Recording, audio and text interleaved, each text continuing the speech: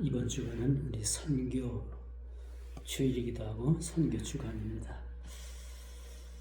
며칠 전에 그 광일교회 박 목사님이 전화가 왔어요. 탄자니아에 신학생활을 좀 도우려고 하는데 아시아 선교회라는 선교회를 하나 만들어야 되는데 유 목사 한번 와서 같이 동참을 해야 되지 않겠어? 전화가 왔길래 우리 교회 사정을 얘기했어요. 우리 교회는 지금 사방에 다 포위가 됐다. 그렇죠? 우리 교회가 지금 사방에 다 누가 그러더라고요. 다 포위가 됐다. 막혔어요. 그랬더니 뭐 많은 돈은 아니고 한 달에 한 3만 원에서 5만 원 정도 그렇게 해서 자율적으로 동참을 했으면 좋겠다 해서 제가 또 그런 부분에 대해서 거절을 못 하잖아. 그래서 그렇게 동참을 하겠다라고 그렇게 이야기를 하고 지난주 며칠이든가요, 월요일이든가 화요일이구나. 화요일에 그 발족식을 가졌어요. 아시아 선교회라는 발족식을 가졌고, 그래서 캄보디아에 그 신학을 하는 그 신학생을 하나 돕기로 그렇게 했다라고 합니다. 그래서 1년 3학기인데 한 학기당 200불씩이래요. 그러면 1년에 600불 그리고 또 뭐 조금 뭘 좀 생각을 해서 생활비를 좀 준다고 합니다만, 지금 목사님들이 한 7분 정도가 이렇게 동참을 했어요. 그래서 저것도 좀 뜻있는 일이겠다.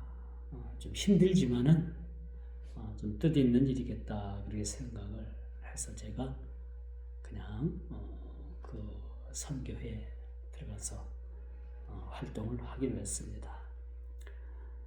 우리가 한 선교사를 돕는다는 거 참 쉬운 일은 아니에요. 그렇죠?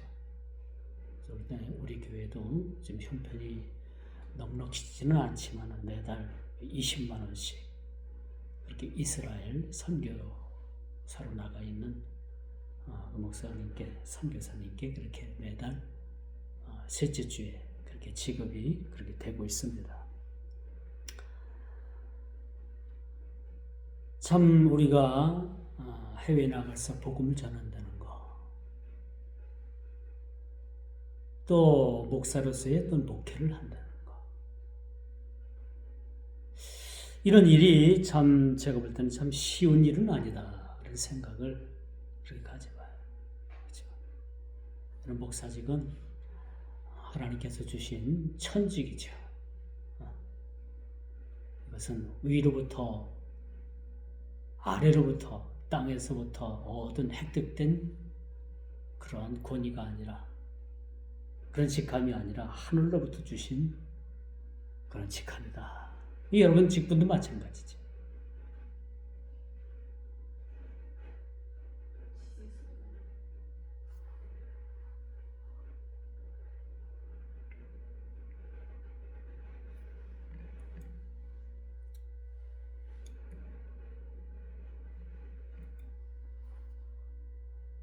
저는 개인적으로 참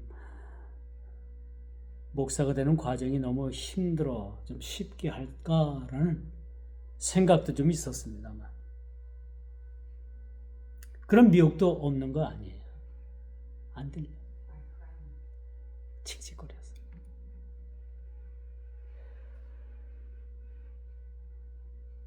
참 이 목사가 된다는 거, 목자가 된다는 게 이렇게 쉬운 건 아니죠. 우리 주님께서는 목자장 되시죠. 그 아래 목사들, 제사장들, 구약으로 말하면 제사장들, 당시의 종교 지도자들, 그런 자들을 세우고 친히 그들을 관리하는 목자장이 되신 분이 바로 예수 그리스도입니다. 예수 그리스도. 이처럼 우리 참 목사로서 감도 안 되는 목사가 있는가 하면 근본도 없는 자들이 한국 교회 목사의 욕을 다 먹이고 있다라고 해도 과언은 아닙니다. 이런 상황에서 우리가 꼭 목회를 해야 되나? 대한민국의 교회들도 많은데, 그렇죠? 나까지 더불어서 그렇게 폐를 끼쳐야 되나라는 생각을 가져봅니다. 이런 생각조차도 우리 주님께서 보실 때는 이게 뭐야? 푸념인 거예요.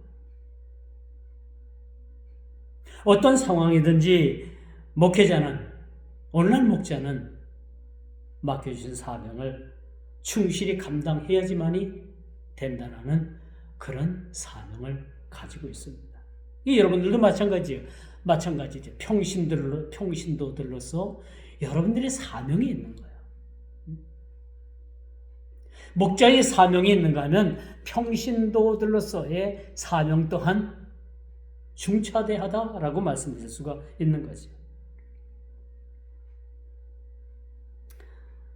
그래서 이 목회라는 것은요, 여러분, 의사는 육신이 아프면 육신을 치료해주는 사람이 바로 의사죠. 그러나 여러분, 목사는 뭡니까? 목회자는 영혼을 치료해주는 사람. 영혼. 여러분들의 갈급한 영혼. 병난 그런 영혼. 그렇죠?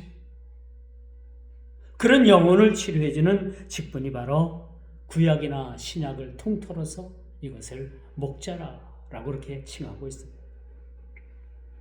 근데 오늘 본문을 보게 되면요, 이 목자의 상이 굉장히 부정적으로 그렇게 기록되어 있음을 우리가 보게 되는 거죠. 우리가 1절부터 12절 그 뒷절은 다 읽지 못했습니다만, 이 말씀에서 보면 이 당시에 활동을 하던 이 목자들의 목자상이 굉장히 부정적이었다는 거예요. 자기만을 위해서 살고 자기 위해서 살고 먹고 살기 위해서 사꾼 목자가 된 목자들이 많다라는 거예요. 오늘날도 마찬가지죠. 구약이나 오늘날 우리 교회들을 돌아봤을 때는 여전히 이런 일들이 비일비재하다라고 말씀드릴 수가 있습니다. 그래서 여러분, 목자의 이 직업이라고 하면 좀 뭐합니다만, 이 목자라는 이 직분이, 목사라는 이 직분이 사실 어려운 거예요. 왜? 영혼을 터치하는 이 감각이 없으면 결국은 우리가 목사로서의 그러한 직분을 수행할 수 없다라는 것을 우리가 보게 되는 겁니다. 여러분, 덧나고 골무면 칼로 째고 짜내고 깨매면 육신은 납니다. 그리고 항생제 먹으면 어느 정도 육신은 다 나요. 그런데 영혼이 핍절을 당하고 영혼이 피폐해지고 영혼이 병들면 이것은 고치기가 상당히 쉽지 않은 거예요. 영혼이 병들면 여러분 어떻게 합니까? 어떤 약이 필요한 거예요? 말씀의 약이 작용을 하는 그러한 것밖에 없다는 거예요. 병든 영혼을 누가 고치겠습니까? 여러분의 병든 영혼을 누가 위로해 줄 수 있겠습니까? 바로 목자장 대신 예수 그리스도를 통해서 세워진 이 목자들을 통해서 이것이 이렇게 치료도 되고 또 여러 가지 방편으로서 이것이 완수가 된다라고 말씀드릴 수가 있는 거예요. 그런데 오늘 본문의 말씀에 보니까 목자들이 이러한 사명을 잃어버렸다는 거예요. 이건 목자의 자질을 떠나서 자신들이 해야 될 의무를 저버렸다라고 말씀드릴 수가 있는 거예요. 오늘날 우리 목사들에게만 해당되느냐? 아니에요. 구약으로 볼 것 같으면 우리 당대의 종교 지도자들, 이 종교계에서 일하는 이 지도자들을 향해서 그렇게 하신 말씀이라고 말씀드릴 수가 있어요. 그래서 여러분, 이 목회는 어떤 일이든 영적인 것들이 결부되지 않은 것들이 없어요. 차라리 째고 깨매면 낫는 그런 육신적인 문제가 아니라 이 영적으로 모든 것이 결부되어 있기 때문에 상당히 이것이 취급하기가 쉽지 않다라는 거야. 그렇지만 우리 주님께서 맡겨주신 일을 충성스럽게 감당하지 못하는 일에 대해서는 우리 주님께서 반드시 그 책임을 묻겠다라고 그렇게 말씀을 하는 것을 우리가 보게 됩니다. 그런 의미에서 오늘 본문 34장은 하나님의 언약의 신실성과 예수 그리스도의 중심성을 강조하는 이런 신앙의 핵심을 잘 보여주고 있다라고 말씀드릴 수가 있습니다. 우리 주님은 목자장 되시고요. 그렇죠? 목자를 관리하는 목자장이 되시는 거야. 그리고 이 목자들은 어떻게 돼요? 목자들은 예수 그리스도의 중심, 그 중심성을 가지고서 그 신앙의 핵심을 이수하지 않으면 안 된다는 것을 그렇게 보여주고 있다라고 볼 수가 있는 거죠. 여러분, 당시 이스라엘의 지도자들, 이 목자들의 실패의 원인이 무엇이었는가? 왜 그들은 실패했는가? 라는 질문을 오늘 말씀을 통해서 그렇게 우리들에게 말씀해 주고 있죠. 이 실패한 목자들을 대신해서 친히 모여 다윗의 후손인 예수 그리스도께서 이 땅에 오시겠다. 이스라엘의 목자들은 실패했어요. 이 실패한 목자들을 통해서 궁극적으로 다윗의 후손인 예수 그리스도께서 우리의 영원한 대제사장이요 우리의 영원한 목자장 되신 예수 그리스도께서 오셔서 우리를 인도해 주시겠다라고 그렇게 말씀해 주고 있는 것이 오늘 본문의 말씀이라고 볼 수가 있는 겁니다. 그래서 여러분, 하나님은 당시에 이스라엘의 정치적, 종교적 지도자들을 목자에 비유를 했어요. 그리고 그들의 직무를 유기를 강하게 책망하시는 모습이 오늘 본문의 말씀이라고 말씀드릴 수가 있겠죠. 너희는 책임을 다하지 않았다.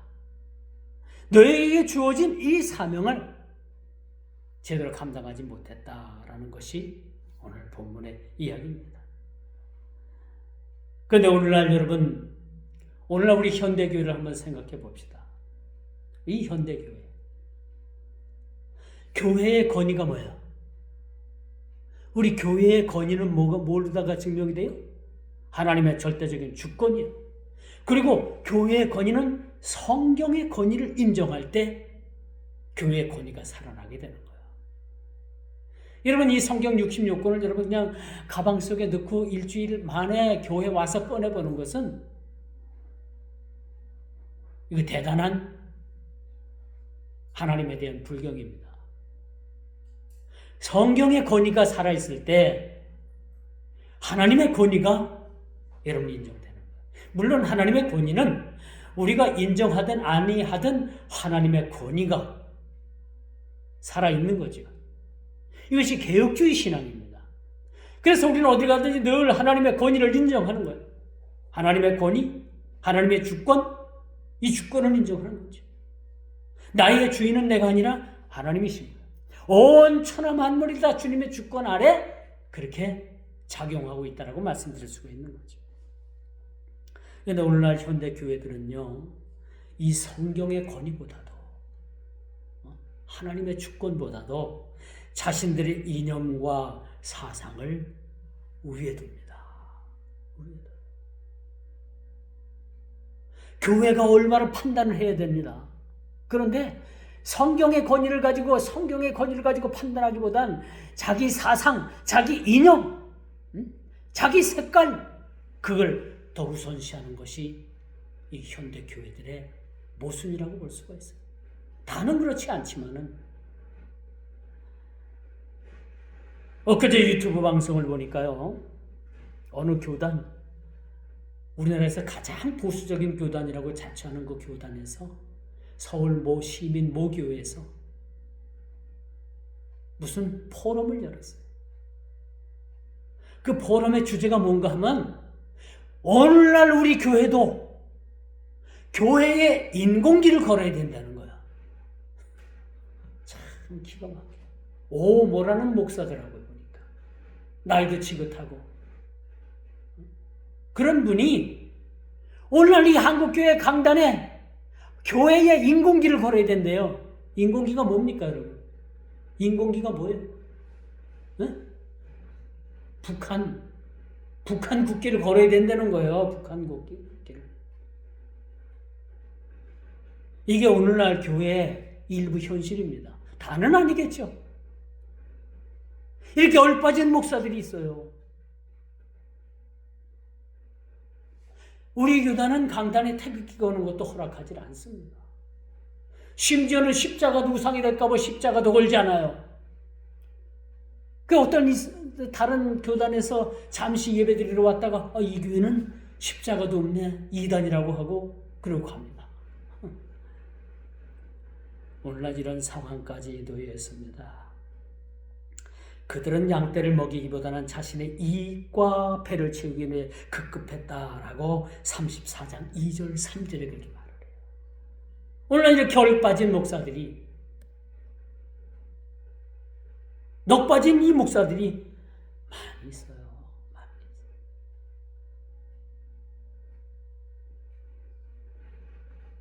이른바 사건 목사들은요, 약한 자들을 돌보고 병든 자를 고치고 이른 자를 찾는 그 목자의 본분을 잃어버렸다라고 34장 4절에 그렇게 말을 하고 34장 4절.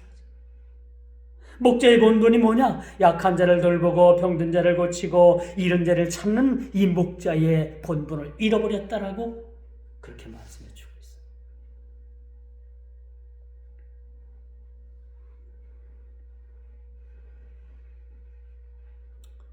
이러므로 인간 목자의 실패는 필연적으로 백성들의 영적인 부분과 그 육적인 부분의 파멸로 이어진다는, 돌보는 목자가 없기 때문에 그 양떼들은 어떻게 되는 거예요? 병들고 또 이리 때 위해서 이렇게 잡혀가고 희생되고, 인도하는 자가 없으니 그들은 갈 길을 모르고 낭떠러지기로 엉뚱한 곳으로 이렇게 떨어지는 모습을 보게 되는 거죠. 그래서 하나님께서는요, 이 타락한 목자들에게서 양떼를 찾고 다시는 그들에게 맡기지 아니하시겠다라고 이렇게 말씀하죠. 다시는 그런 그릇된 얼간이 같은 얼빠진 교회에 인공기를 걸어야 된다는 주장하는 그런 얼빠진 그런 자들에게 맡기지 아시겠다고 그렇게 말을 합니다. 오늘 방송에, 유튜브 방송에 보니까 제가 지난주에도 말씀을 드렸습니다만 22대 국회에서 진보당 여성이더라고요. 그 국회의원이 차별금지법 발의를 했어요. 또 했어요. 21대 간신히 맞고 나니까 또 발의를 했어요. 차별금지법. 성소수자도 차별받아서는 안 된다. 그러면 우리가 반대로 생각해 봅시다. 소수 몇몇 그 잘못된 그런 사상, 잘못된 생각을 가지고 있는 사람들에게 때문에 수많은 사람들이 역차별을 받는 것은 어떻게 생각을 합니까? 그렇죠? 민주주의는 대의를 위해서 소수가 희생되는 게 민주주의예요. 다 뭐 혜택 받으면 좋겠죠. 세상에 그런 건 없어요. 이 몇몇 사람 때문에 대다수의 많은 사람들이 역차별을 받는다면 이건 그야말로 차별금지인 거예요. 그렇죠? 차별입니다. 차별인 거예요. 그래서 차별금지법은 여러분 마땅히 이것은 발의되어서도 안 되고 국회에서 결의되어서는 더더욱 안 된다 라는 말씀을 드릴 수가 있습니다. 그러므로 목자들이 실패했을 때 우리 주님께서는 나 곧 내가 내 양을 찾고 찾으리라 라고 11절에 그렇게 말씀을 하고 있어요. 인간 목자들이 실패했으니 이젠 내가 직접 나서서, 목자장 대신 예수 그리스도께서 직접 나서서 내가 내 양들을 직접 챙기겠다 라고 말씀을 합니다.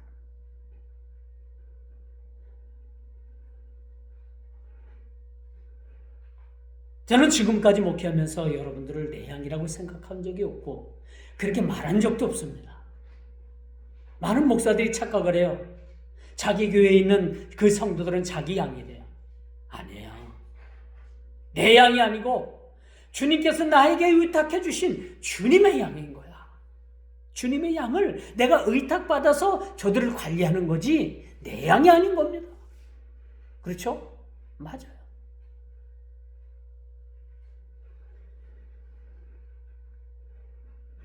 이런 양을 찾으시는 주님은 친히 흩어진 양들을 찾으시겠다고 그렇게 말씀하셨어요.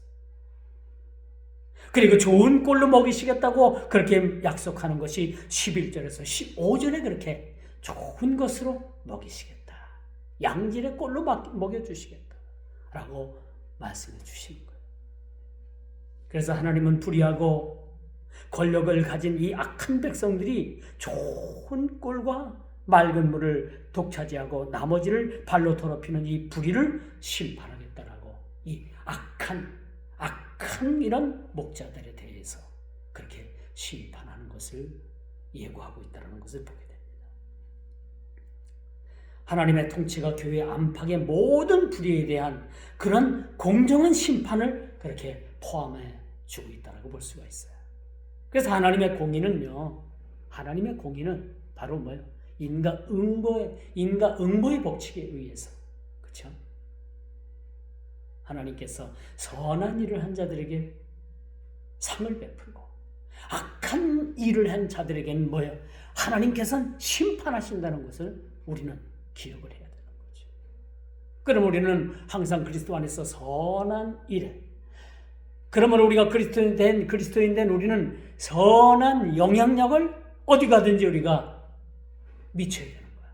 직장에서든지 가정에서든지 어느 곳을 망라하고 이 선한 영향력을 우리가 끼치지 않으면 안 된다라고 그렇게 말씀드릴 수가 있는 거예요. 선한 영향력. 그리스도의 향기, 그렇죠? 너희는 그리스도의 향기라. 그렇게 말씀하잖아요. 우리가 그리스도의 향기를 바라는 것, 이게 바로 뭐예요? 그리스도인들의 영향력인 거예요. 또 하나는 세상에 썩어가는 이 썩어가는 세상을 향해서 우리가 한 줌의 소금이 되는 거예요. 그렇죠? 어두운 곳에 우리가 한 줄기 빛이 되는 거예요. 이것이 우리 그리스도인들의 선한 영향력을 끼치는 겁니다. 목자도 마찬가지죠. 잃은 양을 찾고 병든 양을 찾고 길 잃은 양을 찾는 것은 이 목자의 의무라는 사실을 당대에 이 이스라엘 목자들은 이 사실에 대해서 직무유기했다는 거예요. 알면서도 이런 사실들을 무시하고 이런 일들을 행하지 않았다는 것을 보여주고 있습니다. 중국이 사람의 얼굴 인식 기술이 세계 최고입니다. 중국 인구가 14억이라고 하지만 실제적으로 10억밖에 안 된다 그런 얘기도 합니다만 10억이라는 인구가 어디입니까? 엄청난 거죠. 이 인구 하나하나의 얼굴을 다 컴퓨터로다가 카메라로 인식을 해가지고 카메라가 이 사람 얼굴만 딱 비치면 이 사람 신상 내력이 쫙 다 빠져나가요. 이 사람이 동선, 어디로 갈 것이며 직업이 뭐며 얼마를 받고 무슨 일을 하고 나이가 몇이고 자녀가 몇이고 은행에 돈이 얼마 들어있고 전부 다 쫙 다 파악이 돼요. 너무나도 통제가 쉽잖아요. 우리가 이런 시대에 살아가고 있어요. 응? 여러분 한 사람 한 사람 개인 관리하는 거 그렇게 어렵지 않습니다. 컴퓨터에 여러분 신상 입력해놓고, 그렇죠? 여러분 가정에 집에다가 카메라 설치해가지고 먼 곳에서도 이렇게 딱 들여다보고 이 사람 지금 어디 가는구나, 출근하는구나, 퇴근했구나, 식사하러 갔구나, 점심 먹는구나, 전부 다 동선 파악이 된다면 여러분 어떻게 되는 거예요? 이게 오히려 자유를 억압당하는 거죠. 못 살아요. 근데 중국은 실제적으로 이렇게 사람 한 사람을 다 통제를 합니다. 무서운 거죠. 무서워. 우리나라는 신용카드 쓰잖아요. 중국은 신용카드, 크레디트 카드 안 씁니다. 그 대신 QR코드라고 있어가지고 휴대폰 하나 갖고 다니면서 오이를 하나 사도 시장 가서 콩나물 하나 사도 전부 다 QR코드 찍으면요. 다 거기서 돈 없이 현금 없이 전부 다 결제가 돼요. 중국은 이만큼 완전히 뭐야? 그들은 편리하다고 생각을 하지만 이게 사람의 자유를 억압하는 거예요. 마땅히 우리가 걸어가고 우리가 품을 팔고 우리가 마땅히 수고와 노고가 있어야 되는 그런 열매를 주님께서 원하시는 거예요. 어느 성경학자들은요, 대부분 성경학자들은 이는 이렇게 QR코드, 카메라 감시 이런 것이요, 이 시대적인 적그리스도의 통제력을 보여주고 있다라고 볼 수가 있어요. 이제 마지막 하나 남은 건 뭐냐? 마지막 하나 남은 것은 여러분 몸에 칩을 심는 거야. 칩. 그런 카메라도 필요 없어. 신용카드도 필요 없어. 계산대 앞에 가가지고 딱 손에 칩 심고만 하나 딱 내밀면 모든 것이 다 계산이 돼. 통장 안 가져다니게 돼. 수고롭게 여러분 그 CD기에 가서 현금 안 뽑아도 돼. 이거 하나만 딱 내놓으면 전부 다 일사천리도 다 계산이 돼. 이게 뭐냐? 조심스럽지만 적그리스도 666의 시대가 돌아야지 않겠는가? 그런 무서운 그런 예견을 할 수가 있는 거예요. 편리하면 좋다 이겁니다. QR코드 좋다 이거야. 은행 안 가도 모든 일사천리로 은행 업무가 다 마무리가 돼요. 그러나 중요한 것은요, 여러분들이 몸에 칩을 넣어서는 안 돼요. 이제 마지막입니다.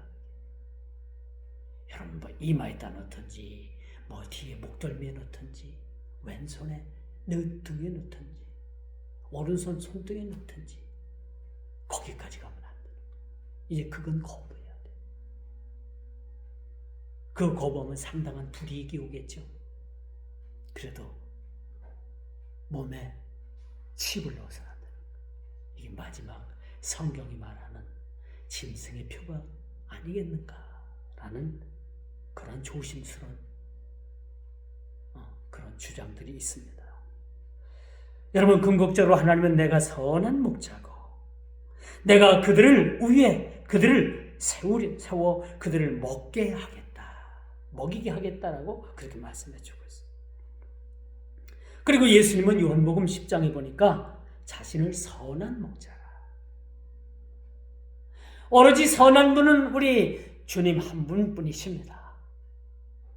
우리가 선해지려고 노력을 하지만 완벽한 선한 그런 지체가 될 수가 없어요. 그렇죠. 오로지 선하신 분은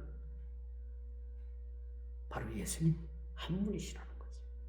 자, 이제 마지막으로 새 언약의 축복과 회복을 오늘 본문 종반절에 그렇게 말씀해 주고 있어요. 참 목자이신 예수 그리스도를 통해서 하나님의 구원과 완전한 회복의 새 언약, 화평의 언약을 맺어 주시겠다라고 그렇게 말씀해 주고 있습니다. 그래서 하나님은 그들과 화평의 언약을 맺으시고 양과 목자의 그런 관계를 확실하게 그렇게 정립을 하신다라고 말씀드릴 수가 있습니다. 그리고 모든 악한 짐승, 모든 악한 그런 빌런들에게 위해서 그들을 제하실 뿐만 아니라 그들로부터 보호해 주시겠다라고 34장 25절에 그렇게 말씀해 주고 있어요.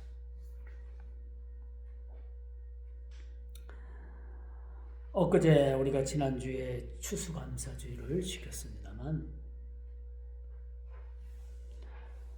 우리가 추수감사를 주의를 지키고 있는 그 시간에 미국은 13시간 정도, 15시간 정도가 우리나라보다 좀 늦잖아요. 추수감사주일 하루 전날 미국 워싱턴 백악관 주변에서 총격 사건이 일어났어요.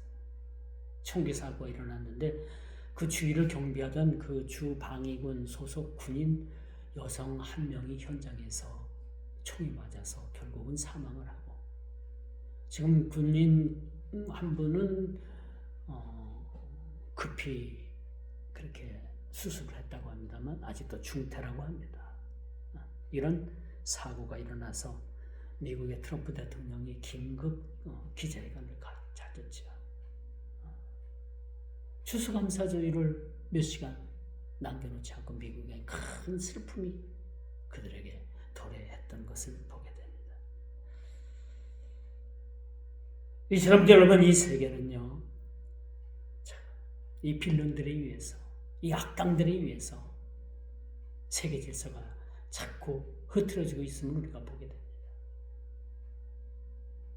이 추수감사주의를 앞둔 그런 이 미국이 비탄에 빠진 거예요. 여러분, 미국의 추수감사주의는 우리하고 틀려요. 엄청나게 성대하게 칠면조도 잡고 이웃끼리 그것도 나누고 엄청난 축제의 그런 날이기도 합니다. 우리나라 추석과 설 이상으로 그들은 아주 성황리에 큰 그런 감사의 그런 잔치를 하는 날에 이런 일들이 벌어졌습니다.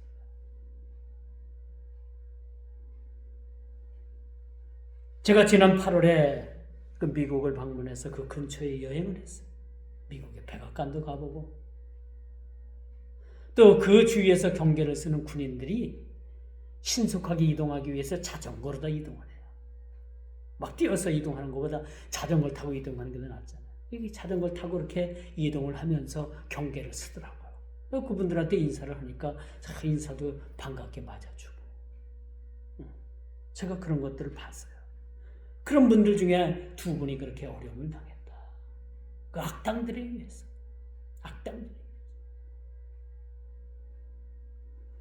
이렇듯 여러분, 이 불신과 반목의 시대에 참된 회복은 오로지 우리 예수 그리스도 그분만이 이 땅에 오셔서 목자장 되신 예수님께서 병들고 지치고 힘든 양들을 궁극적으로 치료해 주시는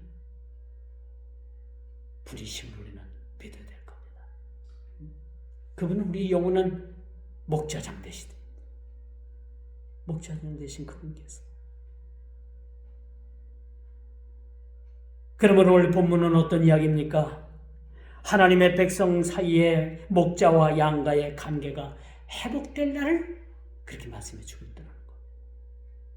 이스라엘의 목자들이 망쳐놓은, 이스라엘의 목자들이 그렇게 병들여 놓은 그런 양들을 궁극적으로 회복시켜 주시고 고쳐 주시는 그런 분이 이 땅에 오실 것이라는 것을 말씀해 주고 있어요. 나는 그들의 하나님이 되고 그들은 내 백성이 되리라 라고 34장 30절에서 31절에 그렇게 우리 주님께서는 그렇게 말씀해 주고 있어요. 이제 말씀의 결론을 맺습니다. 이 본문은 인간의 실패를 넘어서 하나님의 변치 않는 진실성을 그렇게 말해주고 있어요. 인간은 실패합니다. 그렇죠? 인간은 실패하지만 하나님은 변치 않는 그 신실함을 가지고서 우리를 고쳐주시는 거예요.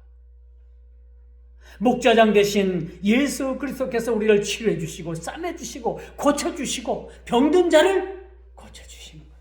회복시켜 주신다는 사실을 그렇게 말해주고 있습니다.